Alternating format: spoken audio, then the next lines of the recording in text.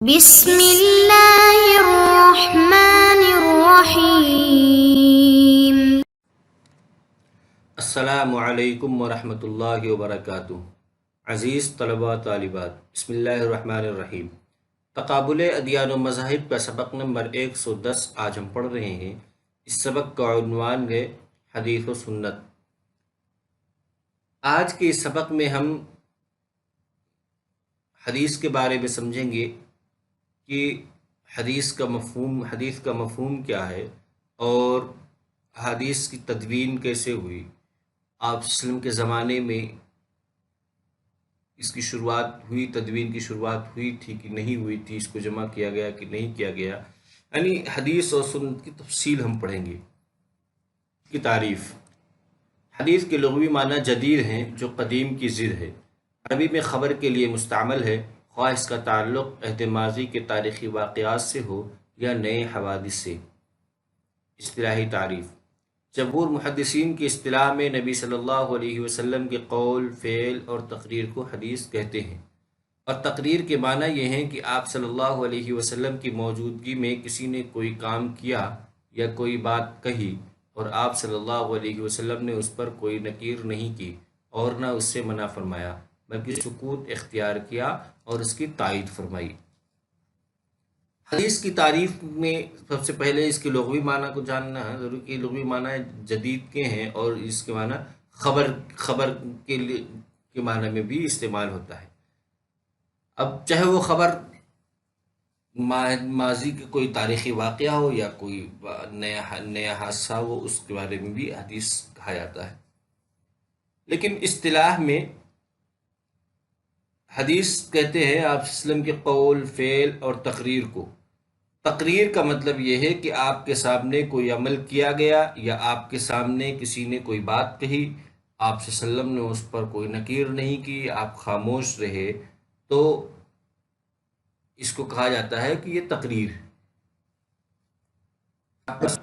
حدیث کی اصطلاح میں تقریر کہا جاتا ہے اس کو۔ تدوین و حفاظت حدیث: حضور نبی کریم صلی اللہ علیہ وسلم کی موجودگی اور زندگی میں ہی کتابت حدیث کا کام شروع ہو گیا تھا، جیسا کہ مندرجہ ذیل شہادت سے ثابت ہے۔ میثاق مدینہ: ہجرت مدینہ کے فوراً بعد ہی میثاق مدینہ کتابت حدیث کا پہلا ثبوت ہے۔ تحریری مردم شماری: ہجرت کے ابتدائی زمانے میں آپ صلی اللہ علیہ وسلم نے مردم شماری کرائی۔ آپ صلی اللہ علیہ وسلم نے فرمایا، مجھے ان لوگوں کے نام لکھ دو جو اسلام کا اقرار کرتے ہیں۔ معاہدے: 5 ہجری میں خندق کے زمانے میں بنی فزارہ اور غطفان سے آپ صلی اللہ علیہ وسلم نے توثیق طلب کی یا تحریری معاہدہ کیا۔ 6 ہجری میں آل عقیدر دومت الجندل سے اطاعت کا معاہدہ کیا۔ اس پوری عبارت میں سب سے پہلی بات یہ کی گئی کہ حدیث لکھنے کا رواج جو ہے آپ صلی اللہ علیہ وسلم کے زمانے سے ہی تھا۔ آپ صلی اللہ علیہ وسلم کے اقوال و افعال اور تقریرات کو لکھا جاتا تھا۔ اس کی مثال پھر نیچے کی میثاق مدینہ، یہ آپ صلی اللہ علیہ وسلم نے خود لکھوایا۔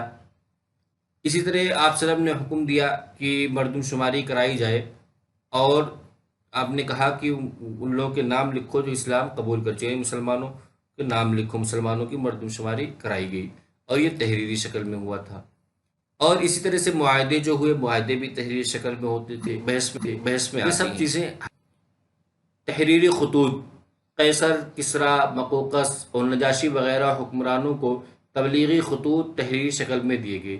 اسی طرح انتظامی ضرورتوں کے مواقع پر حضور صلی اللہ علیہ وسلم نے جزیرہ نماء عرب کے اطراف و اکناف میں اپنے ہر جگہ کے گورنروں اور قاضیوں کو وقتاً فوقتاً جو ہدایات و فرامین تحریری صورت میں روانہ کیے، وہ آج بھی تاریخ میں محفوظ ہیں۔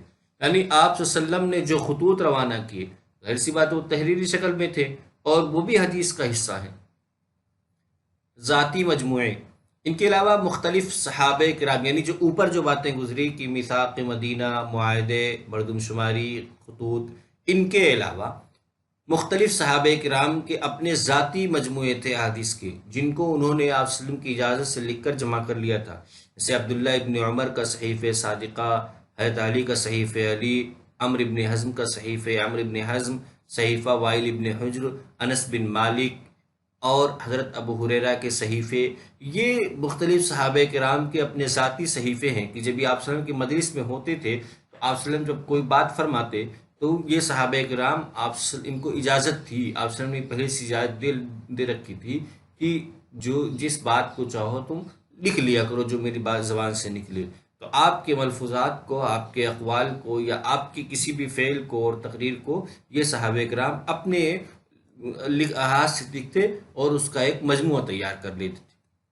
تدوین کا ارتقاء، یعنی دور نبوی میں تدوین تو شروع ہو گئی تھی، لیکن اس کا ارتقاء کب؟ حدیث کی کتابت، حفاظت اور جمع و تدوین کا آغاز حضور صلی اللہ علیہ وسلم کے زمانے سے ہی شروع ہو چکا تھا، اسے صحابہ کرام نے وسعت دی۔ پھر عہد تابعین میں حضرت عمر ابن عبدالعزیز نے اس کام کو باقاعدہ سرکاری سطح پر ابن شہاب زہری کی ذمہ داری میں شروع کیا۔ صحابہ کرام رضوان اللہ علیہ مجمعین، تابعین اور تبع تابعین کے محدثین کرام کی محنت اور کوششوں سے آج خدا کی کتاب کے بعد انسانی ذخیرے علم میں جو چیز سب سے زیادہ معتبر اور صحیح ترین شکل میں محفوظ ہے وہ حدیث نبوی صلی اللہ علیہ وسلم ہے۔ اس پوری عبارت میں سب سے پہلے یہ بتایا گیا کہ آپ صلی اللہ علیہ وسلم کے دور میں اور صحابہ کرام کے دور میں اگرچہ حدیث کی کتابت، حفاظت اور جمع و تدوین کا کام ہوا تھا، لیکن یہ انفرادی طور پہ ہوا تھا یا صحابہ کرام نے اپنی اپنی سطح پہ، باقاعدہ سرکاری سطح پہ ایسا نہیں ہوا تھا کہ آپ صلی اللہ علیہ وسلم کے تمام اقوال و افعال کو جمع کرنے کا عمل کیا جائے۔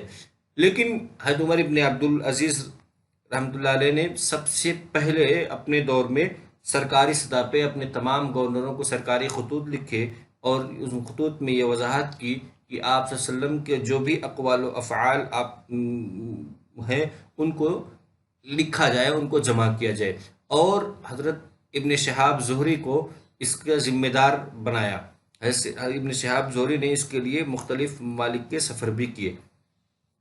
اور اس عبارت میں دوسری بات یہ بتائی گئی کہ محدثین، تابعین، صحابہ کرام اور ان تمام لوگوں کی کوششوں سے آج حدیث سب سے زیادہ معتبر، قرآن کریم کے بعد سب سے زیادہ معتبر اور صحیح ترین شکل میں محفوظ ہے۔ صحاح ستہ، صحاح ستہ سے مراد حدیث پاک کی 6 مشہور و معروف مستند کتابیں ہیں۔ ان کتابوں کو اصول ستہ، صحاح ستہ اور کتب ستہ بھی کہتے ہیں۔ یہ کتابیں درج ذیل ہیں۔ نمبر 1، صحیح بخاری۔ یہ حدیث کی مستند ترین کتاب ہے جسے محمد بن اسماعیل البخاری نے مرتب کیا۔ اس کتاب کو مرتب کرنے میں انہیں 16 سال کا عرصہ لگا۔ نمبر 2، صحیح مسلم۔ یہ حدیث کی مستند ترین کتاب ہے جسے امام مسلم ابن حجاج النیشاپوری نے مرتب کیا۔ نمبر 3، جامع ترمذی۔ امام بخاری کے شاگرد محمد بن عیسیٰ ترمذی نے اس کو مرتب کیا۔ اس کو سنن ترمذی بھی کہا جاتا ہے۔ صحاح ستہ 6 کتابیں ہیں، حدیث کی مشہور کتابیں ہیں جو درس نظامی کا حصہ بھی ہیں، اور ان کتابوں کو صحاح ستہ کے علاوہ اصول ستہ اور کتب ستہ سے بھی تعبیر کیا جاتا ہے، لیکن یہ صحاح ستہ کے نام سے زیادہ مشہور ہیں۔ ان میں سب سے پہلے نمبر پہ صحیح بخاری ہے۔ صحیح بخاری کے مصنف محمد بن اسماعیل البخاری ہیں۔ آپ نے اس کتاب کو لکھنے میں پورے 16 سال کا عرصہ وقف کیا۔ اور دوسرے نمبر کی کتاب صحیح مسلم ہے۔ صحیح مسلم بھی حدیث کی مستند ترین کتاب ہے۔ یہ امام مسلم بن حجاج النیشاپوری کی ہے۔ یہ 2 کتابیں صحیحین کہلاتی ہیں اور ان کی روایات کو متفق علیہ روایت کہا جاتا ہے۔ امام بخاری اور مسلم کی روایت کو متفق علیہ روایت کہا جاتا ہے۔ پھر اس کے بعد سنن کا درجہ شروع ہوتا ہے۔ جامع ترمذی، جامع، اور اس کے مصنف یا مرتب محمد بن عیسیٰ ترمذی ہیں۔ اس کو سنن ترمذی اور جامع ترمذی دونوں ناموں سے پکارا جاتا ہے۔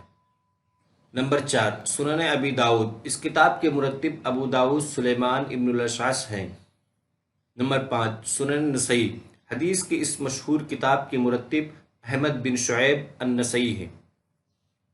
نمبر 6، سنن ابن ماجہ۔ سیاہ ستہ کی اس آخری کتاب کو محمد ابن یزید ابن ماجہ نے مرتب کیا۔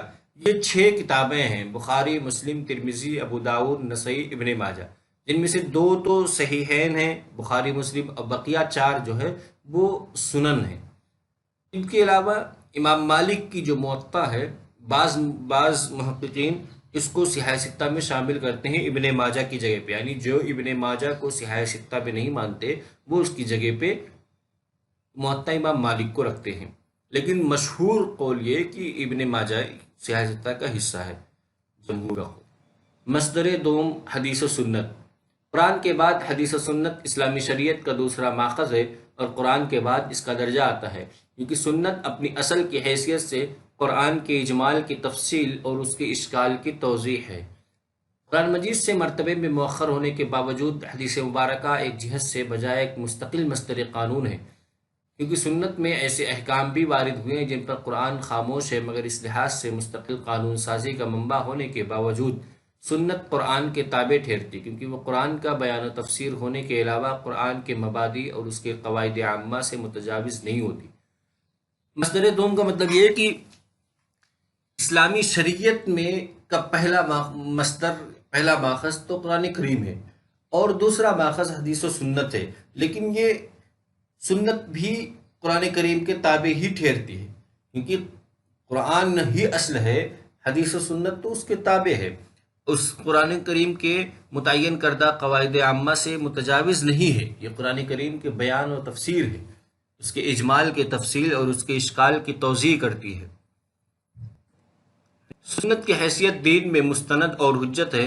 ہر ثابت شدہ سنت اور ہر وہ ارشاد یا عمل جس کی رسول اللہ صلی اللہ علیہ وسلم کی طرف نسبت ہو اور وہ قرآنی معیار اور اصول روایت و درایت کی روح سے ظن غالب بھی صحیح ٹھہرے تو وہ جمہور امت مسلمہ کے عقیدے میں واجب التسلیم ہے، یعنی حدیث یا سنت واجب التسلیم ہے اگر وہ صحیح روایت ہے، اور روایت و درایت کے اصول اور قرآن معیار پر وہ حدیث یا سنت کھری اترتی ہے تو وہ واجب التسلیم ہے، مستند اور حجت ہے۔ خلاصہ آج کی اس سبق کا خلاصہ یہ ہے کہ اس سبق میں سب سے پہلے ہم نے حدیث کی تعریف پڑھی، پھر اس کے بعد تدوین حفاظت حدیث پڑھی، پھر تدوین کا ارتقاء، پھر صحیح ستہ، پھر مصدر دوم حدیث و سنت، پھر سب سے آخر